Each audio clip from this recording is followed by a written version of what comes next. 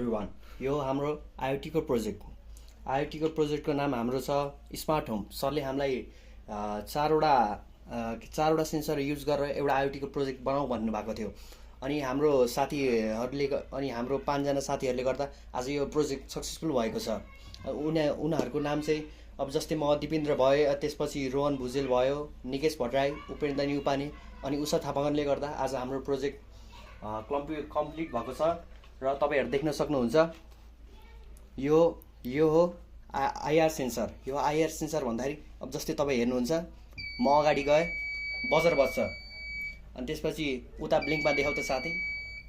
अब जस्तै हेर्नु, मैले यहाँ अगाडि देखाएँ भने ब्लिङ्कमा बत्ती बल्छ। अनि हाम्रो अर्को सेन्सर हो DHT11।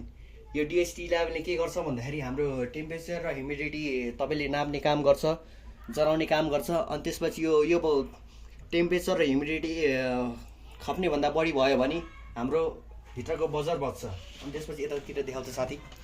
यो MQ2। यो यसले के डिटेक्ट गर्छ भन्दाखेरि यसले स्मोक डिटेक्ट गर्छ, यसले ग्यास डिटेक्ट गर्छ।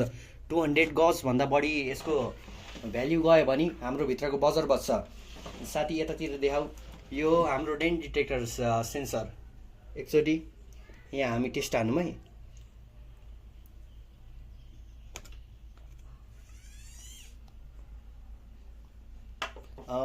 तपाईले देख्नु भइसक्यो।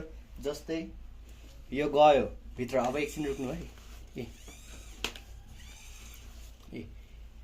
ए हामी पानी पुस्दाखेरि यो आफै बाहिर आउँछ। र जस्तै अब एकचोटि फेरि हेर्नु, मैले यहाँ पानी हालेँ, हाम्रो यो भित्र गयो देख्न सक्नुहुन्छ। अब जस्तै म यो फेरि पुसिदिन्छु, फेरि बाहिर आयो। ल, हाम्रो तपाईहरुले भित्र कसरी गरेको हेर्न सक्नु नि हुन्छ। यी हेर्नु, हामी सबले गर्दाखेरि यस्तो राम्रो बनाएको छौँ। अनि त्यसपछि यतातिर आऊ साथी। यो हाम्रो ब्लिङ्क। यसमा हामीले स्मोक लेभलको ड्यासबोर्डमा राखेको छौँ। त्यसपछि यो आईआर सेन्सरको यो अन अफ डिटेक्ट गऱ्यो भने यो व्हाइट गर्छ। अनि त्यसपछि डिटेक्ट नभएको बेलामा ग्रिन, यो रेन भएको बेलामा पनि त्यस्तै व्हाइटै दिन्छ। अनि त्यसपछि अहिले रेन छैन त्यसैले ग्रिन भएको। यो हाम्रो टेम्परेचर अहिले 25.8 देखाइरहेछ। ह्युमिडिटी भने 34। यो सर्भो मोटर पोजिसन भनेको कतिमा घुमाउनु पर्छ भनेर यो देखाएको हो। अनि यो बजरको पनि त्यस्तै हो, जब यो बज्छ नि तब त्यो हाम्रो व्हाइटमा जान्छ। ल, थ्याङ्क यू होइन गाइस। यति हो हाम्रो